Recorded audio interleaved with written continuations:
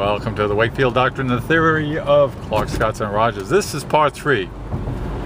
And let's wrap this thing up. I just did maybe 3 or 4 minutes on the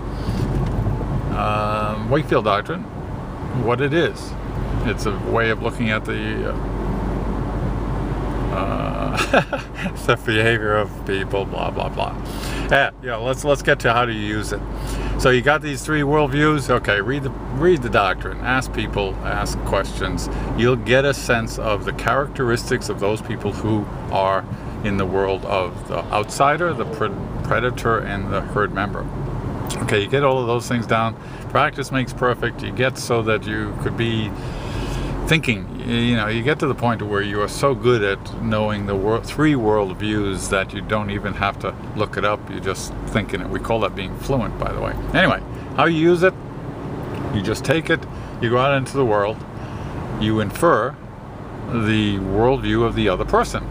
So you got a boss, pain in the ass, you look at his office, lots of diplomas, very neat desk, attention to detail, but a certain casualness. Then you're going to take, of the 3, you're going to say, okay, looking for validation, you'll probably go with a Roger, followed by a Scott, followed by a Clark. And then you try them out. You look at that person with the description of the Rogerian worldview in mind, and if it gets clearer and clearer, then you're onto something. If it doesn't, then you go to Scott. You go to the Clark. You try them on. Like I was saying to Kate the other day, like when you're getting your eyes tested, the guy stands there and you put on the goggles, or they bring the goggles to your face and say, okay, read this chart. Now, is this clearer? Click. Is this clearer? And they run through various lenses, back and forth. You guys know what that is. That's what you do with the doctrine. You get these worldviews that you get a sense of, you learn, and you hold it up. You hold it to yourself, too. Kate's doing that now. Where you look around and say, oh shit, okay, if I'm a Roger, then I expect this, and if the world looks blurry to you, then you're going to click over to I'm a Scott. Do I see something that makes me hungry? Do I feel on edge? Do I feel like chasing and or having sex with something?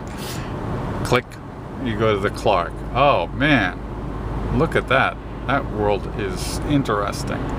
I think I should think more about that. Stay there, you're a Clark. So that's what you do. Our pithy saying of this segment is, the goal of the doctrine is for you to experience the world as the other person sees it.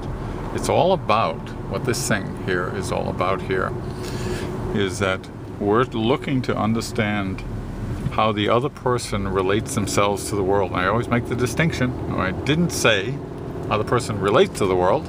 We know that. Shit, that's your clues. The important thing is how they relate themselves to the world. The implication being that they are of the herd out there on the savannah being hungry, or a Clark. So let's wrap it up. That is the Wakefield Doctrine. If this is Thursday, if I live that long, then tomorrow is Friday. I trust you all have RSVP'd us at the Doctrine. Let us know about tomorrow night, Friday night. I will stop talking.